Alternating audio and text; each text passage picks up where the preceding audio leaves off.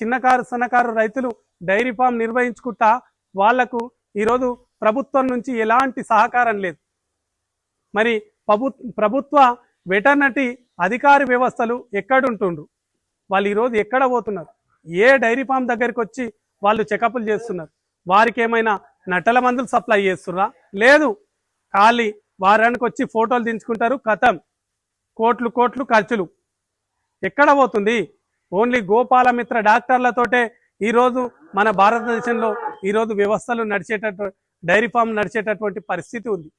మరి నేనేం చెప్తున్నానంటే, మనకు ఎక్కడైనా సరే ఒక డైరీ ఫామ్ నిర్వహించేటటువంటి రైతులకు ప్రభుత్వం యొక్క వెటర్నరీ డాక్టర్లు ఖచ్చితంగా నెలకొకసారి సందర్శించి వాళ్లకు కావలసినటువంటి ఈ యొక్క ఆవుల్ని కానీ గేదెల్ని కానీ వాళ్ళు చూసి ఈ గేదెకు ఈ పరిస్థితి ఉంది, ఈ గేదెకు ఇలాంటి మందులు వేయండి, ఈ టైంలో ఈ కాల్షియం వాడండి, మరి ప్రభుత్వం తరఫున మా దగ్గర ఉన్నటువంటి ఈ నట్టల మందులు ఇవి ఉన్నాయి, ఈ లివర్ టానిక్లు ఉన్నాయి, మరి ఈ స్ప్రే బాటిల్స్ ఉన్నాయి. మరి రైతులకు ఏదైనా సరే మీకేమైనా ఇబ్బంది ఉంటే ఎంబడే మాకు కాల్ చేయర్రి అని చెప్పేటటువంటి వెటర్నరీ డాక్టర్లు లేదు. ఓన్లీ గోపాలమిత్ర డాక్టర్లపై ఆధారపడాల్సినటువంటి పరిస్థితి ఈరోజు మన యొక్క తెలంగాణలో కూడా ఏర్పడ్డది. దీన్ని ప్రభుత్వం గుర్తించాలి.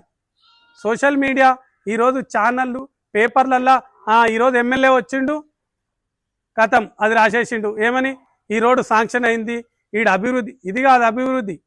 అభివృద్ధి దేశంలో అభివృద్ధి ఖచ్చితంగా జరగాలంటే తెలంగాణలో ఉన్నటువంటి మన దేశంలో ఉన్నటువంటి రైతాంగ వ్యవస్థను ఎప్పుడైతే మనం బలపరుస్తామో అప్పుడే దేశం అభివృద్ధి చెందుతుంది. మరి ఆ యొక్క రైతు కూడా బాగుపడుతుంది. దాన్ని మొత్తం గాలికి వదిలేసింది ప్రభుత్వాలు. దీన్ని గుర్తించుకొని రైతాంగంపై ఖచ్చితంగా మరి ముందుకు వాటి యొక్క ముందు చూపుతో పోవాలని నేను